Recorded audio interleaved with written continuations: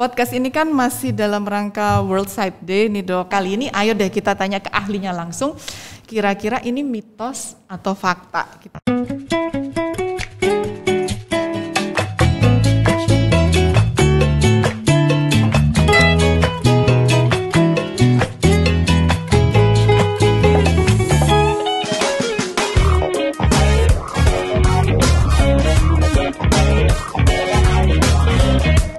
Selanjutnya nih Dok, buta warna nih Dok. Ini kadang ditanya ini sama orang tua ya kalau meriksakan anaknya, terutama kalau dia mau masuk sekolah pendidikan atau apalah dinas. Apakah benar buta warna ini hanya menyerang anak laki-laki saja? Dan sebenarnya orang buta warna itu gimana sih Dok ngelihatnya? Apa memang semua hitam putih kayak TV zaman dulu gitu? Oh ini hitam putih gitu doang apa gimana Dok? Jadi, Dokter Khalid atau saya? Ini silakan aja, mohon aja nih Dok. Sebagian besar itu memang laki-laki. Oke. Ya. Jadi gini, jadi buta warna itu ada macam-macam. Jadi ada yang karena herediter, ada yang karena bisa didapat karena ada kelainan di satu organ, misalkan kelainan di saraf matanya, kelainan di retinanya. Tapi kalau dari herediter itu memang sebagian besar adalah pria. Fakta. Jadi perempuannya pembawa ya, jadi pembawa ya. Jadi biasanya gini, kalau bapaknya buta warna, ibunya enggak, anak laki-lakinya itu biasanya masih selamat. Ya, ibunya enggak membawa gen, enggak membawa kromosom buta warna itu, maka anak laki-lakinya selamat, tapi anak perempuannya itu bisa membawa. Nah, cucunya, kalau ada cucunya laki-laki, kemungkinan besar dia bisa buta warna. Jadi jangan gini ya, jangan ini kadang-kadang orang kita tuh kalau buta warna itu keturunan. Bapaknya buta warna, ibunya enggak buta, ibunya kan wanita jarang. Terus anaknya enggak ada yang buta warna. Langsung ditanya bapaknya tanya ke ibunya, anak siapa ini? Kan bahaya ini. Ya, padahal ada penjelasan medisnya. Ya, ada promosinya gitu. Ini harus hati-hati. Kita memang keturunan itu harus hati-hati. Jadi kalau biasanya model sinetron sudah sekarang ini, nanti tes DNA. Ya. Terus yang soal melihatnya tadi gimana Dok? Orang tua saya, bapak saya almarhum kebetulan buta warna.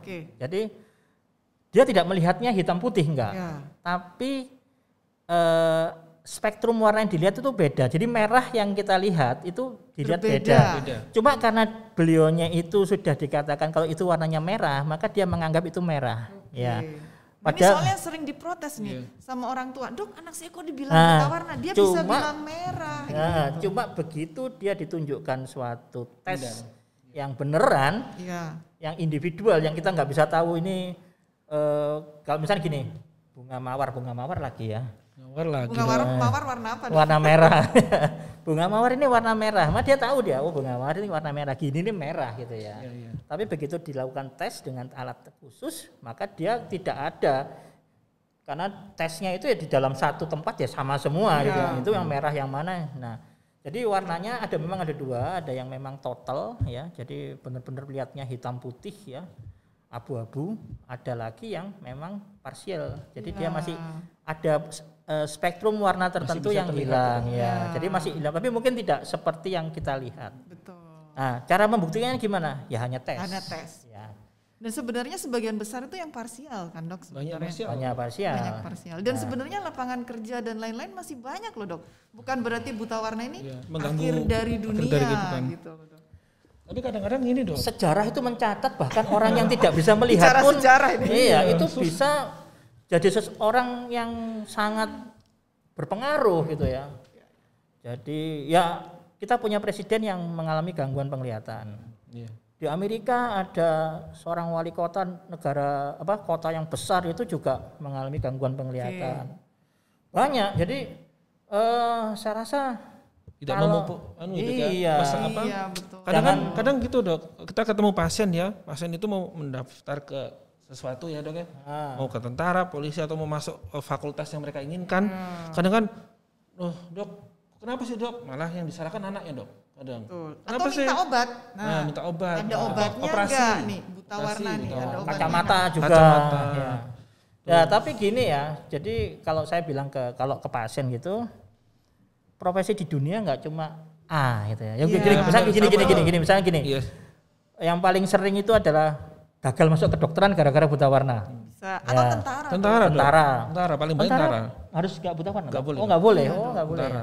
Bahaya nanti dok. Ya. Nggak bisa lihat Jadi mawar dok. nggak bisa melihat mawar. Jadi gini, kalau saya dulu sempat jadi semacam koordinator tes kesehatan di universitas yang mempunyai fakultas kedokteran. Nah kalau begitu divonis anaknya buta warna nggak bisa lolos, protesnya luar biasa. Betul. Nah cuma masalahnya gini, saya selalu bilang jalan hidup orang itu ya enggak cuma jadi misalkan jadi dokter gitu loh. Ya jadi YouTuber sekarang juga loh. Lebih menghasilkan dok. Iya. Lebih enak kayaknya. Lebih menghasilkan dok. Jadi ada yang bahkan motret-motret orang sepedaan itu juga menghasilkan itu. Jangan lebih mahal dari dokter. Iya itu yang di depan saya itu. Juragan ini makanya itu. Saya nggak punya studio gini. Keren itu ya. Jadi semua lapangan pekerjaan itu terbuka ya, nggak harus satu ya, dan memang mungkin ya bukan takdirnya di situ ya. Jadi kita nggak bisa milih, kadang-kadang menentukan gitu ya. Jadi bukan akhir segalanya lah, bukan akhir segalanya. Tapi tetap ini ya fakta ya dok ya. Fakta ya. Ini memang. Tapi memang nggak ada obatnya ya. Memang nggak ada obatnya. Nah, nomor satu itu yang harus ditekankan, tidak ada obatnya. Kadang-kadang ada kacamata itu kacamata polarized. Jadi kacamata polarized itu membuat beberapa warna semakin tajam, lebih tajam, tapi tidak menyembuhkan. Ya. Nah, karena buta warna tidak bisa disembuhkan karena memang tidak ada obatnya. Gitu. Ya. Baik dok. Oke, sip, sepakat dok kalau gitu dok. Fakta ya. Lanjut ya dok. Nih juga sering nih kalau di ruang praktek keluar nih, kalau punya diabetes dok pasti glaukoma. Atau kebaliknya dok, nih pasien glaukoma datang protes, dok saya kok dibilang glaukoma padahal saya nggak punya diabetes. Sebenarnya berhubungan nggak sih dok, nih diabetes sama glaukoma ini pasti ada hubungannya nggak sih? Gimana nih? Ini malah saya baru dengar seperti ini malah. Iya. Saya jarang dengar. Tapi gini. Saya juga jarang dok. Jarang ya. Ini masyarakat mana ini? Waduh, ini masyarakat Surabaya dan sekitarnya ini kayaknya. Jadi mungkin ini ya dok ya. Kalau menurut saya sih orang masih belum paham antara penyakit retina dengan penyakit glaukoma. Itu masih dikategorikan dalam satu penyakit, yaitu penyakit saraf mata. Ya sarafnya tuh dok rusak. Apa? Makanya kalau tapi memang orang itu sekarang itu salah satu penyakit yang sering kali jadi momok selain katarak ya, itu adalah glaukoma. Jadi datang tuh selalu tanya, saya ini glaukoma nggak dok? Nah, jadi gini, glaukoma dan diabetes bisa berhubungan, bisa tidak berhubungan. Catat. Ya. Kenapa saya bilang, dokter Firman banci nih, berhubungan apa enggak berhubungan? Bisa berhubungan. Berhubungan itu adalah gini, misalkan adanya diabetes tadi menimbulkan komplikasi atau komplikasi di misalkan di retina ya, kemudian timbul pembuluh darah abnormal, pembuluh darah abnormalnya bisa sampai ada sumbatan ya, pembuluh darah abnormalnya timbul, pembuluh darah abnormalnya itu menyeberang sampai ke bagian depan, menutup saluran buang di dalam bola mata, bisa jadi glaukoma ya. Tapi kalau bisa saja, tapi tidak selalu. Okay. Jadi ada orang yang glaukoma ya tanpa diabetes, itu juga ada, banyak juga. Itu salah satu faktor kan dok untuk diabetes, atau memang dia berdiri sendiri kan dok? Gini, kalau salah faktor resiko ya, tapi kan, memang tidak terlalu besar sih sebetulnya. Tapi karena berdiri sendiri, jadi tidak selalu harus. Nah, cuma mumpung ini bicara diabetes ya, senangan saya ini. Pas ya, undang dokter Firman. Soalnya apa? Pasien saya hampir sebagian besar adalah orang-orang diabetes, di mana diabetesnya tidak terkendali. Nah, kadang-kadang orang kalau kena diabetes itu yang ditakutkan itu satu, cuci darah. Yang kedua, amputasi. Betul. Ya, kalau bapak-bapak takutnya yang itu. Yang itu apa dok? Yang itulah pokoknya ya. Ya bapak yang takutnya yang itu.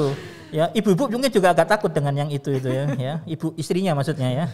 Nah, tapi lupa bahwa sebetulnya komplikasi terbesar dari diabetes itu adalah ke mata. Betul. Jadi angka kejadian diabetes, gangguan mata karena diabetes itu sekitar 1/3 dari pasien diabetes. Dengan beberapa spektrumnya itu lebih besar dibandingkan dengan yang harus cuci darah, itu bahkan cuma sekitar 10% dari pasien diabetes, atau yang diamputasi lebih kecil 5% gitu ya. Jadi Tapi karena apa? Ya salahnya saya, salahnya Dr. Valerie, mungkin salahnya Dr. Listia juga. Siap, bahwa Dok. kita kurang memang dan juga kurang berhubungan baik dengan para teman-teman klinisi yang merawat diabetes, dan kita juga. Nah ini mungkin ini salah satu cara untuk kita mulai meningkatkan awareness komplikasi diabetes di mata. Jadi komplikasi diabetes di mata itu banyak, 1/3 dari kasus. Dok, kalau gitu saya tanya dok, kalau misalkan nih, saya diabetes, saya kapan dok periksa ke dokter matanya? Soalnya ada banyak aturan ya, Iya. soalnya ada banyak protokolnya, tapi sebetulnya paling gampang ya, gampang. Karena sebetulnya diabetes itu pada saat dia didiagnosa, kadang-kadang sudah jalan agak lama. Iya. Kadang memang datang ke kita dok, itu dia belum pernah ke dokter penyakit dalam. Itu ada. Iya, Ya. Dok. Tapi Dia kalau cek-cek misalkan sendiri, Dok. misalkan dia didiagnosa diabetes ya, Ya. kapan ke 5 dokter tahun. mata? Kita nggak tahu dia diabetes mulai kapan. Kalau saya paling gampang gini, begitu kena diabetes langsung periksa mata, Screening ya dok. screening. Betul. Nanti akan kita lihat ada komplikasi enggak. Kalau misalkan nggak ada komplikasi, ya setahun sekali kita periksa. Love your eyes ya. Ulang tahun periksa mata, periksa lab ya. Jangan ulang tahun cuma cari makan-makan aja ya. Itu menyenangkan orang lain. Terakhir itu menyenangkan orang lain tapi tidak menyenangkan diri sendiri. Iya. Ya. Jadi kalau misalkan dilihat tidak ada komplikasi, setahun kita periksa ya. Kalau misalkan ada komplikasi nanti akan diatur oleh dokter matanya. Tapi yang penting bahwa kita tahu status kita apa. Yang penting kan itu ya. Kejelasan Dari status kan. statusnya kita Kejelasan kan. status Nggak kan penting, PHP kan, enggak PHP. Kejelasan balik lagi. Ya. Berarti ini informasinya buat yang di rumah nih, kalau misalkan ada yang, saya ini diabetes. Diabetes langsung. Tapi saya belum pernah ketemu dokter mata. Langsung. Nah, coba cari Jangan dokter tunggu. Valerie atau dokter Ya. Firman. Jadi gini sama dokter Listia juga. Jadi gini, kalau saya bilang ke pasien itu diabetes itu kalau saya selalu bagi itu stadiumnya kayak stadiumnya kanker. Walaupun itu bukan pembagian yang benar ya, Resmi, Dok, ya. bukan dari Tapi klinisi. mungkin mudah dimengerti dari Lebih mudah awal. dimengerti dari awal. Jadi stadiumnya itu 1 sampai 5. 1 itu yang mild non proliferatif diabetic retinopathy yang kita tahu semua. Ringan. Ringan. Itu ringan ya dok ya. Ya, moderate, severe. Yang keempat itu Sedang, adalah Moderate, sedang, severe, berat, kan, Dok. proliferatif dan advance. Sangat-sangat berat gitu. Ya, sangat-sangat berat. Jadi 1, 2, 3, 4, 5. Saya bilang tujuan dari screening, tujuan dari pengobatan itu adalah 1, menentukan dulu kamu ada di mana. Nah, setelah itu kita lakukan treatment sesuai dengan stadiumnya. Jadi saya bilang 1, 2, 3, 4, 5. Tapi terapi itu tidak untuk membuat stadium yang 3 ini Balik ke 1. balik ke 1, bukan. Kita Menjaga kan dok ya, menjaga stadium itu kan. Stadium itu kita hentikan di situ Ya. supaya nggak jadi stadium yang lebih berat. Oke. Ya. Tapi syaratnya 1, selain di terapi matanya, nomor 1 yang paling besar yang harus kita ingatkan adalah Jaga kendali gula darah. Gula darah. Saya tidak pernah ngomong kontrol gula darah, Regulasi gula darah. regulasi atau kendali gula darah.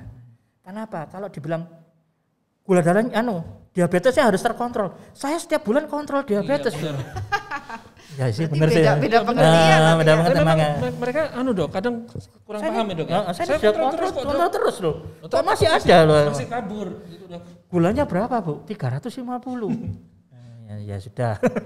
Dok, ini mumpung agak melenceng nih ya ngobrolnya diabetes. Kalau pasiennya tanya dok gula saya sudah bagus dok sekarang. Kok mata saya nggak balik terang dok? Kayak tadi saya bilang tadi, statusnya di mana? Ini Iya, di iya. sini. Nah, kalau gula darahnya turun, tujuannya supaya nggak jadi yang lebih buruk. Oke. Tapi bukan berarti bisa kembali yang lebih.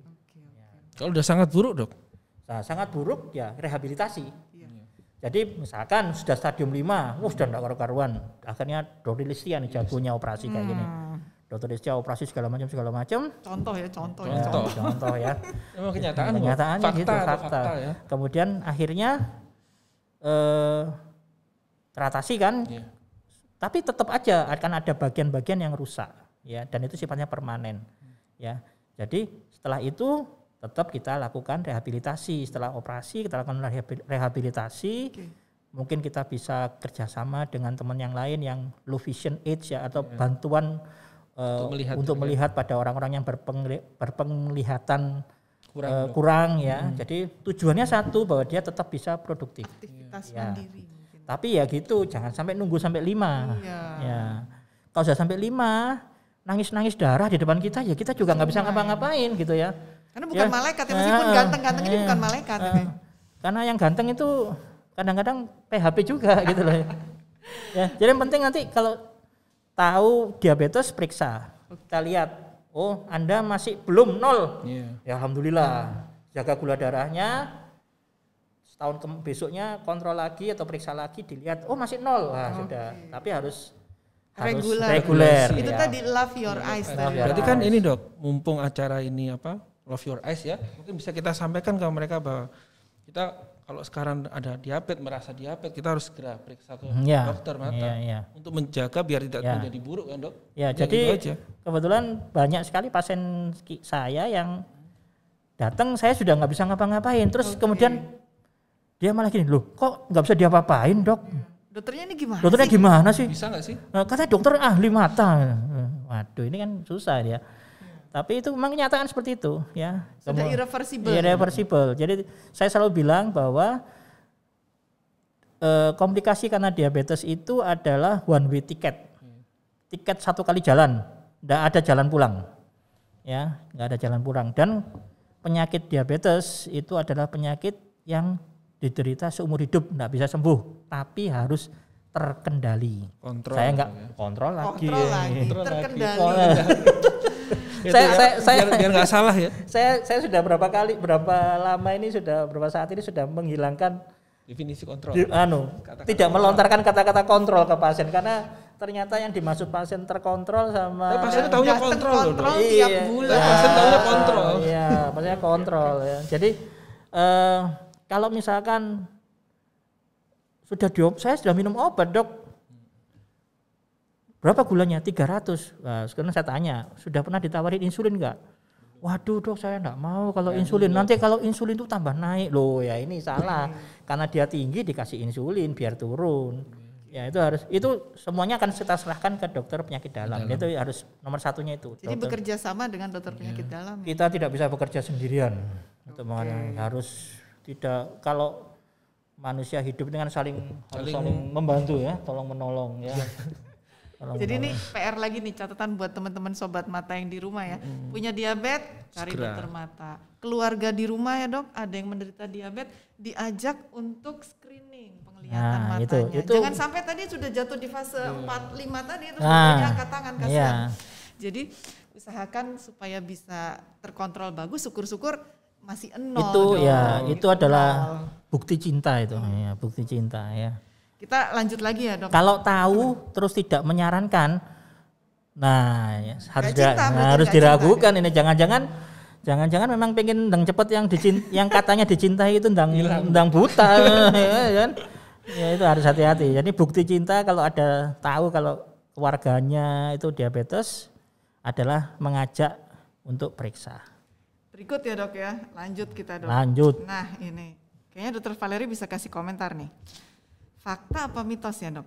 Air daun sirih bisa menyembuhkan infeksi mata. Ini kadang salah kaprah nih Dok. Berarti benar ada nih, pertanyaan ini ada nih. Banyak banget. Boleh ditanggapi. Air daun sirih, soalnya biasanya Dokter Tia air daun sirih itu dipakai untuk bagian-bagian tertentu pada tubuh biar steril, biar bersih. Nah kadang-kadang mereka salah kaprah. Mereka pakai ke mata.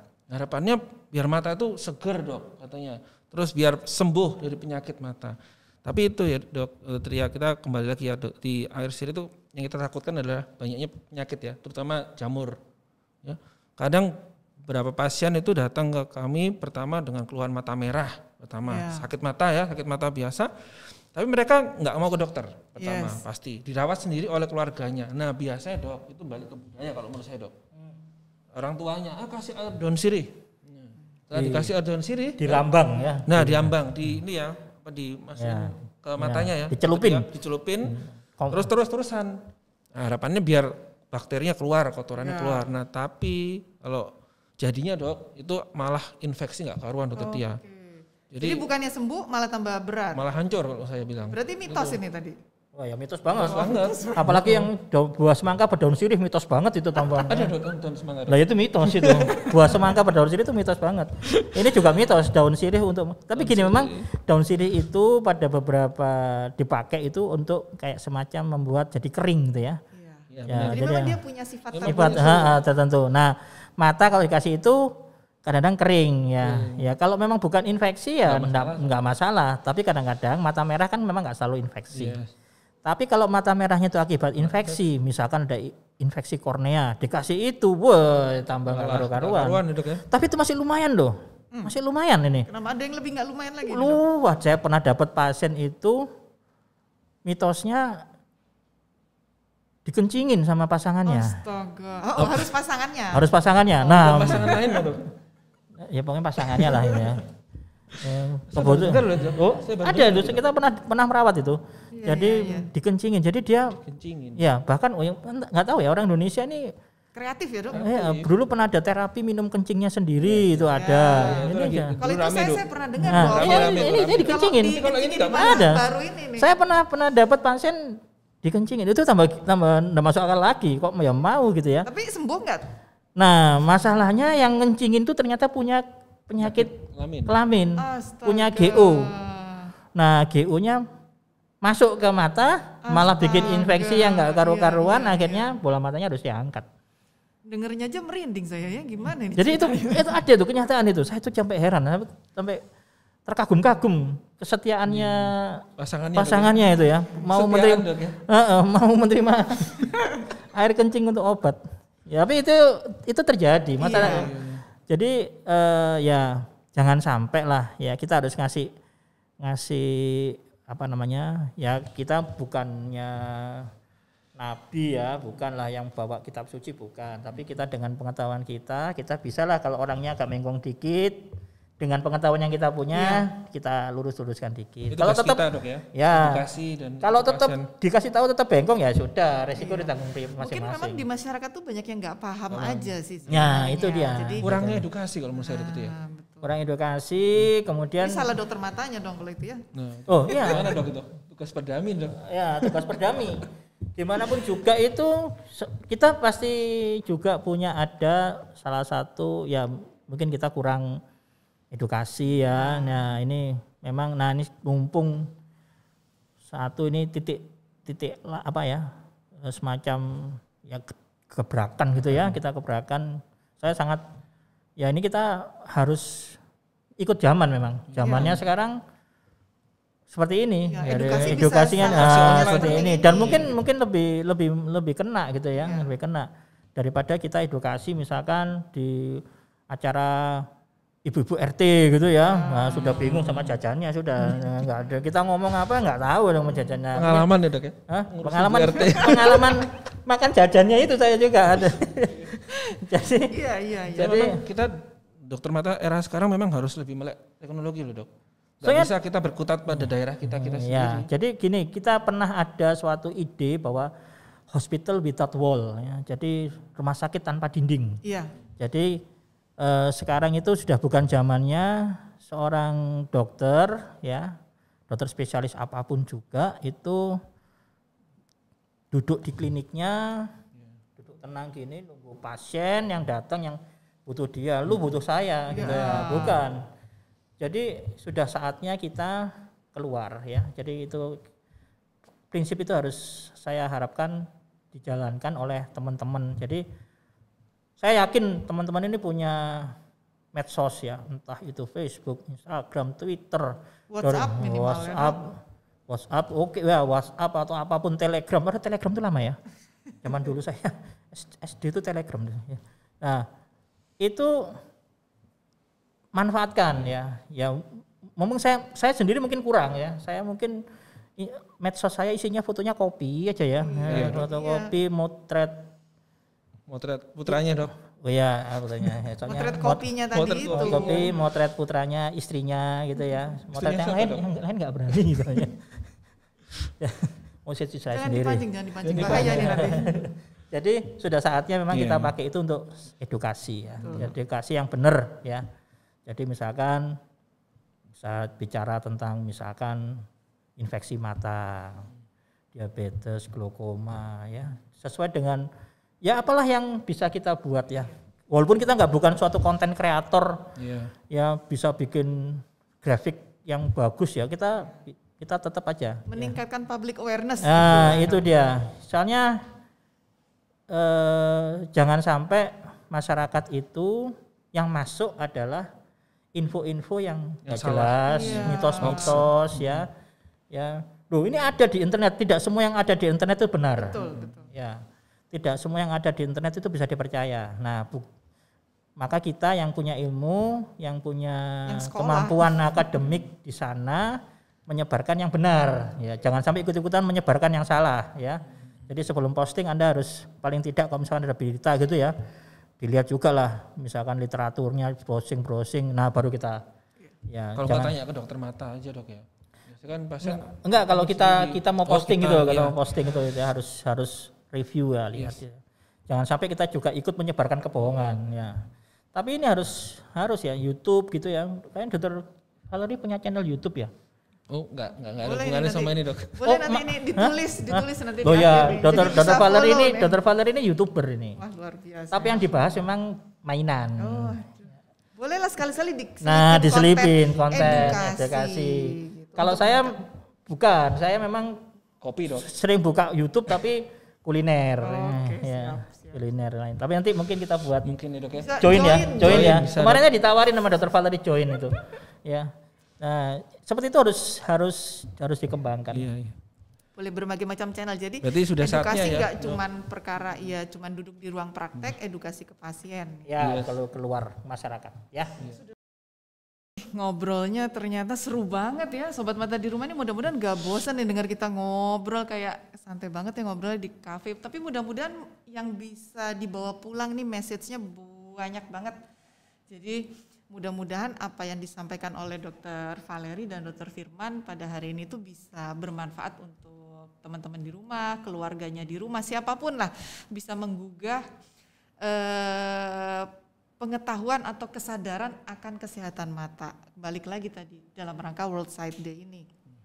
Nah, terakhir nih Dok, dari Dr. Firman atau Dr. Valerie, mau yang mana duluan nih? Saya dulu aja. Oke, Dr. Valerie dulu ya. Mungkin ada kata penutup atau pesan-pesan yang mau disampaikan ke siapa aja deh di rumah. Yang di rumah boleh, temannya di rumah boleh, siapapun. Silakan. Dok. Tadi saya agak gimana gitu yang muda dulu. Memang saya sudah tua sih. Mohon izin ya, Dok ya. Jadi mau nyampein aja ya. Kalau ya alhamdulillah ya kita dari tim dokter mata, dari Berdamai Jatim, kita masih concern lah kepada masyarakat luas ya, bahwa dengan apalagi sekarang dengan tema World Sight Day, Love Your Eyes, berarti kita harus mencintai mata kita, mencintai pemberian Tuhan ya. Kembali ke tadi awal ya, berarti kita harus saling menjaga lingkungan sekitar kita, terutama lingkungan kecil dulu dari keluarga. Kalau ada yang orang tua atau keluarga yang merasa tidak ada sesuatu pada matanya, segera bawa ke dokter mata. Jadi hargailah diri sendiri menurut Dr. Firman, hargailah diri keluarga. Ya, kalau menurut saya gitu aja sih. Siap. Terima kasih Dr. Valerie. Silakan nih Dr. Firman nih. Ya, saya sebagai yang tua berpesan. Yang tua jadi gimana nih? Diungkit-ungkit Dok. Ya, jadi saya sudah dikatakan Dr. Valerie tadi ya. Jadi kita harus lebih peduli terhadap diri kita dan orang-orang sekitar kita. Dan penglihatan itu adalah hak seluruh manusia. Ya, jadi bahkan kalaupun seseorang itu tidak bisa melihat secara normal dengan matanya, kita harus bantu dengan melihat dengan cara yang lain. Ya, jadi kita harus mengembangkan, membuat dia, merehabilitasi dia supaya dia itu bisa tetap beraktivitas ya, even walaupun penglihatannya itu tidak ada. Ya, jadi rehabilitasi. Jadi dan itu tidak terbatas pada usia produktif.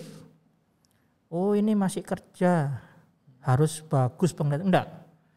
Jadi penglihatan itu harus kita perhatikan sejak dia lahir ya, sampai tutup usia. Ya, jadi semua orang berhak memiliki kemampuan penglihatan yang sempurna, yang baik ya, yang baik, penglihatan yang baik.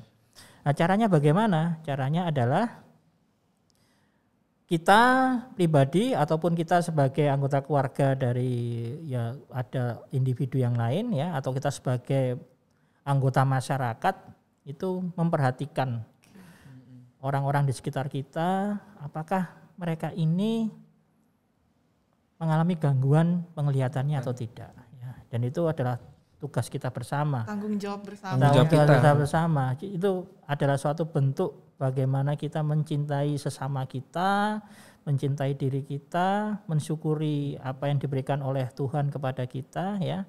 Itu adalah dengan merawatnya, menjaganya. Nah, anak kecil masih 2 tahun, ngapain diperiksa? Enggak bisa. Kalau memang ada gangguan penglihatan, itu harus segera ditangani. Karena kalau tidak malah efeknya panjang ya. Anak-anak kecil umurnya masih panjang, gangguan penglihatan berat, wah kasihan ya. Tapi juga bukan berarti wah ini sudah tua ini, umurnya tinggal beberapa hari lagi loh. Kok tahu ya? Jangan-jangan yang ngomong lebih mati duluan dibandingkan sama yang Bisa jadi. Jadi walaupun usianya sudah lanjut, dia juga punya hak ya. Jadi semua orang punya hak untuk mendapatkan pelayanan kesehatan untuk penglihatan mata yang lebih baik ya. Kalau sempurna mungkin kita harus mungkin nggak bisa ya, mungkin lebih baik ya, lebih baik. Dan itu sedikit banyak jadi gini, jangan kita berpatokan wah paling-paling nanti cuma bisa lihat 2 meter. 2 meter itu berarti banget loh ya. Bagi orang yang hanya bisa melihat semeter nambah 2 meter 3 meter itu sudah sangat luar biasa, berarti banget ya. Jadi kita jangan terpaku pada kata-kata cuma ya. Cuma wah ini sudah tua, paling-paling nanti kalau diobati cuma penglihatannya maju sedikit loh, jangan. Jadi apapun yang ada di tubuh kita itu kita optimalkan, kita manfaatkan semaksimal mungkin. Hargai itu ya. Ya, itu adalah suatu bentuk rasa syukur dan rasa cinta kita pada diri kita, kepada saudara, keluarga, ya, masyarakat, tetangga kita. Dan juga bentuk rasa cinta kita kepada Sang Maha Pencipta. Ya, itu yang pesan saya sih. Ya, semoga kita semua bisa ya dalam rangka World Sight Day ini kita bisa meningkatkan kewaspadaan, awareness ya, awareness itu kepedulian kita terhadap masalah-masalah kesehatan, khususnya kesehatan mata. Saya rasa itu deh. Saya rasa kalau dari penutupnya ini kelihatan memang ya, yang usia ini wejangannya banyak banget kelihatan. Cocok ya dok ya? Cocok. Bener ini kan? Kayaknya memang. Enggak, tapi banyak yang bisa kita ambil dari penutup dari Dr. Firman ini, luar biasa banget. Alhamdulillah sudah berakhir nih sesi ngobrol kita. Mudah-mudahan sih bisa diulang lagi nih kapan-kapan dengan topik lain yang lebih menarik. Moga-moga nih Dr. Fali sama Dr. Firman masih bisa kita undang ya untuk ngobrol lain kali. Untuk teman-teman di rumah juga jangan lupa follow IG-nya Perdami Jawa Timur. Sudah follow dok? Sudah. Oh iya, jangan sampai belum ya dok. Jadi bisa di follow. Nanti ada update untuk kegiatan World Sight Day di Instagram dari Perdami Jatim. Juga ada beberapa lomba sebenarnya bisa diikuti. Ada beberapa event yang bisa diikuti. Nanti bisa dilihat update-nya di Instagram. Oke, kalau gitu kita tutup dok. Tutupnya gimana nih? Pakai dada-dada apa gimana nih dok? Dada-dada dok ya?